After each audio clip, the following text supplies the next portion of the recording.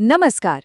क्या आपके साथ भी ऐसा होता है कि आप इंग्लिश समझते तो सब कुछ है, लेकिन जब बोलने की बारी आती है तो हिचकिचाहट होती है? अगर हाँ, तो अगले कुछ मिनट आपकी इस मुश्किल को बहुत आसान बना सकते हैं। हम एक ऐसा 30 दिन का प्लान देखेंगे जो सिर्फ थ्योरी नहीं, बल्कि एकदम प्रैक्टिकल है। पता है, ये जो एहसास है ना, ये बहुत ही आम है। बहुत से लोग अंग्रेजी समझ तो लेते हैं, पर जैसे ही बोलना शुरू करते हैं, शब्द ही नहीं मिलते। ये जानना बहुत जरूरी है कि इसमें आपकी कोई गलती नहीं है। असल में ये उस तरीके की कमी है जो अब तक हम इस्तेमाल करते आए हैं। तो चलिए सबसे पहले बात करते हैं फ्लुएंसी ट्रैप की। मतलब वो जाल जिसमें हम फंस जाते हैं। इससे पहले कि हम समाधान पर जाएं, ये समझना बहुत ज़रूरी है कि जो पुराने तरीके हैं वो हमें निराश क्यों करते हैं और कैसे फेल हो जाते हैं। आइए इस जाल को तोड़ते हैं।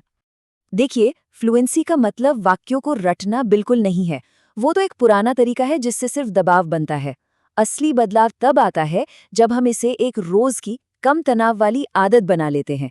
ये छोटे छोटे कदमों से होता है, किसी एक बड़ी छलांग से नहीं। हमारा असली लक्ष्य सिर्फ शब्द बोलना नहीं है। असली मकसद तो ये है कि हम अपने विचारों को सीधे अंग्रेजी में सोच पाएं। जरा सोचिए, आप बिना हिंदी से इंग्लिश में ट्रांसलेट किए सोच पा रहे हैं और साथ ही अपनी बॉडी लैंग्वेज से कॉन्फिडेंस दिखा पा रहे हैं, भले ही आप अंदर से थोड़ा घबराए हुए क्यों ना हो। अच्छा, तो अब जब हमने प्रॉब्लम को समझ लिया है, तो चलिए एक नई रोज की आदत बनाते हैं। और घबराइए नहीं, ये सिर्फ 15 मिनट का एक पावर रूटीन है, जिसे कोई भी अपने बिजी से बिजी शेड्यूल में भी आराम से फिट कर सकता है। तो ये 15 मिनट का रूटीन 3 आसान हिस्सों में बटा है।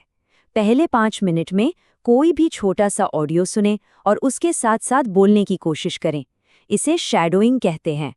अगले 5 मिनट शीशे के सामने खड़े होकर खुद से बात करें।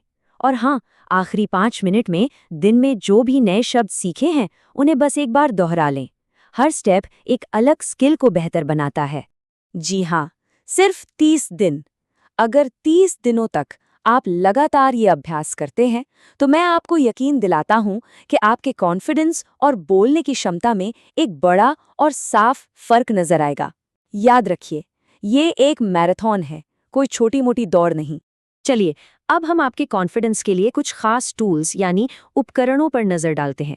ये कुछ बहुत ही आसान डेली टेक्निक्स हैं जो आपकी प्रैक्टिस को और भी असरदार बनाएंगी और जो आम रुकावटें आती हैं उन्हें दूर करने में मदद करेंगी। एक बात हमेशा याद रखिए, अच्छा बोलने के लिए पहले एक अच्छा सुनने वाला बनना पड़ता है।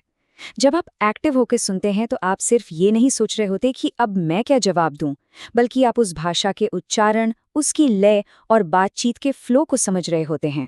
बोलते समय घबराहट होना बहुत नेचुरल है। इससे निपटने के लिए बोलते हुए एक छोटा सा पॉज लें, आराम से सांस लें और ये याद रखें कि कोई भी आपको जज नहीं कर रहा है। आपका मकसद अपनी बात को पहुंचाना है। हर शब्द को परफेक्ट तरीके से बोलना नहीं। गलतियां तो होंगी ही। ये जो मिरर टॉक है ना, ये कॉन्फिडेंस बनाने के लिए एक बहुत ही पावरफुल टेक्निक है। जब आप खुद को बोलते हुए देखते हैं तो आप अपनी बॉडी लैंग्वेज को लेकर और ज्यादा जागरूक हो जाते हैं। ये आपकी आवाज और आपके हाव भाव के बीच एक कनेक्शन बनाता है, जिससे आपका कॉन्फिडेंस अपने आप ही बढ़ने लगता है। अब हम शब्दों से थोड़ा आगे बढ़ते हैं। आपको पता है, बातचीत सिर्फ शब्दों से कहीं ज्यादा होती है।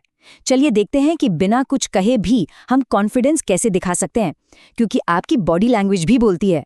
क्या आप जानते हैं कि लोग आपकी बातों को सुनने से पहले आपकी एनर्जी और आपके खड़े होने के तरीके को नोटिस करते हैं?